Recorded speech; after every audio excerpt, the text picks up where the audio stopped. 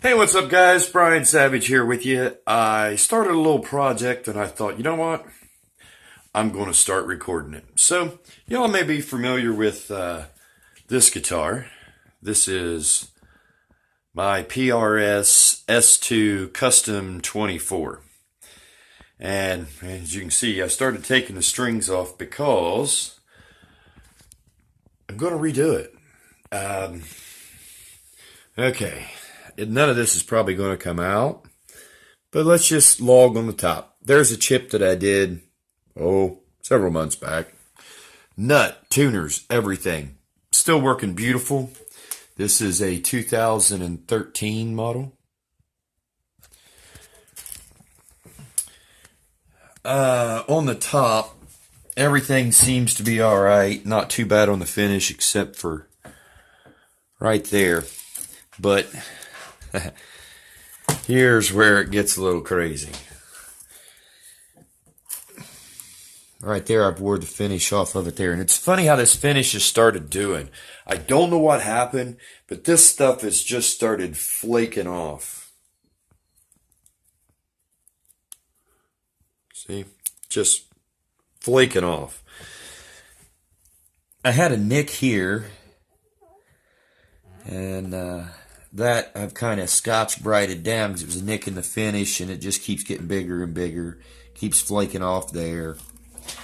The back is horrid. I don't know if this will come out on camera or not. As you can see, I got a blocked off trim. I got a block of wood in there, and then I took the claw out of here and just screwed it down there, and that locks that in there. That can go nowhere. It doesn't move. Big nick here, and like I said, all of this, all of that,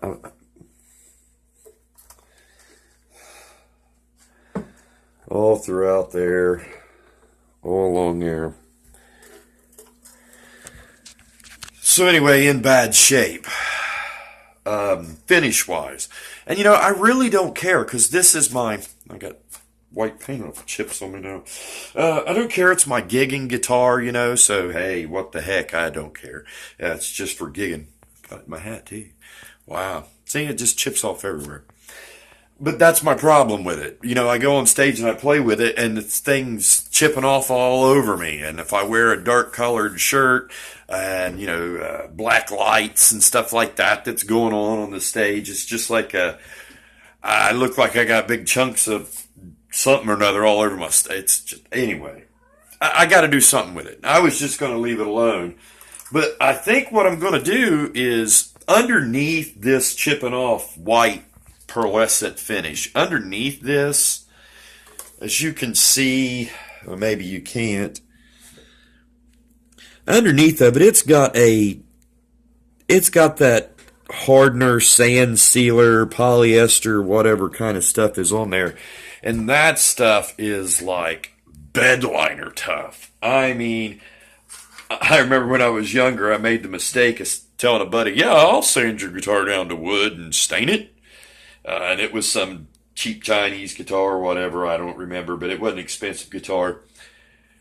Oh my gosh, paint stripper. I used stuff to take paint off airplanes to try to get that stuff off. And $30 worth of sandpaper till I got it to, it was horrible. And I said, I'll never do that again. So I'm not going to try to do that with this one. I am, however, when I look here at the neck, I don't know if that comes out, but right below, that looks like it's all rosewood. But if you look at it real closely, you can see the mahogany underneath of it. And that's pretty. So I think from, let's say, about right at the first fret, all the way down to about right here, which is about the 12th, 15th fret. I'm going to sand that down and maybe even go through all that polyester stuff to get to that mahogany and show it.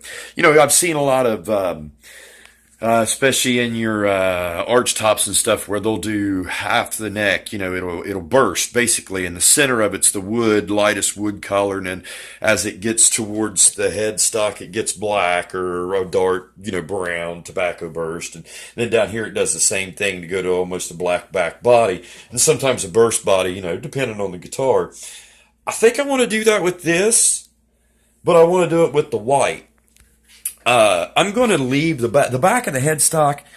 I'm going to leave. I'm not going to sand it off because I don't want to lose my serial number. And the front of the headstock, I'm not sure. I think I might burst it with a different color. I don't know yet. The body itself, I mean, the front of it's in good shape, but it's got some nicks and stuff in it too that if I sand it out, it's going to go a different thing. So thinking about just taking the body down to that polyester seal coat.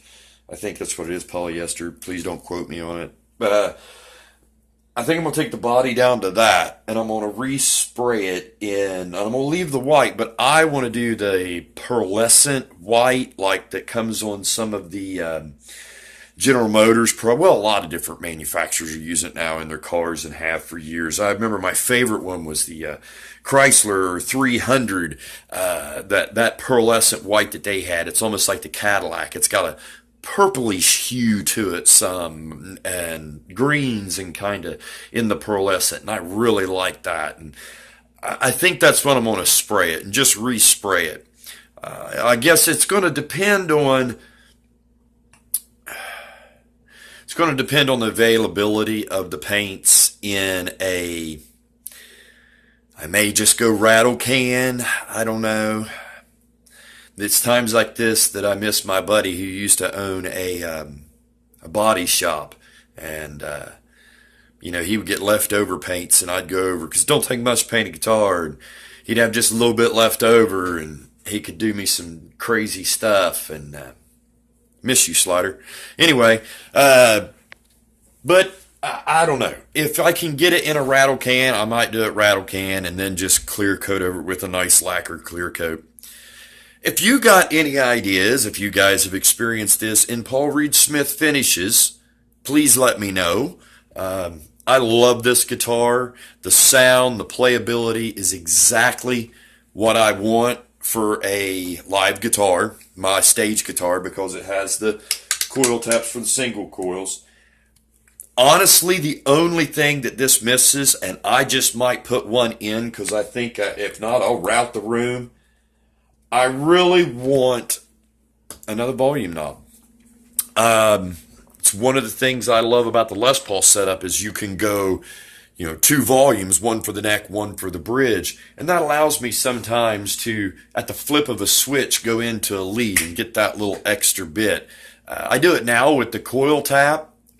But again, it's just the coil tap on this makes a different sound. It's a little bit less output, but not a whole lot. I mean, it's basically you're changing the tone more than you change the volume.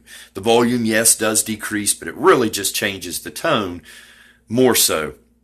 I want a separate volume knob for my neck and my bridge so that whenever I want to go into lead or something like that, I can just flip a switch, and flip it back up real quick and make different tone.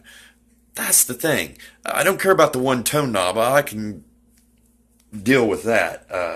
Yes, I do use my tone knob quite frequently, but I can do that in the intermediate or whatever, and that's kind of a one way or the other way, rolled off a little bit or all the way up.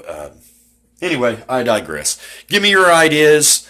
Guys, I got to go get my wife today, and I am so happy to go get her. Got to go pick her up, coming home from her sister's house. Ain't seen her in days. Missed that woman. Can't wait for her to get home. So, anyway, share the music. Share the love. Peace out.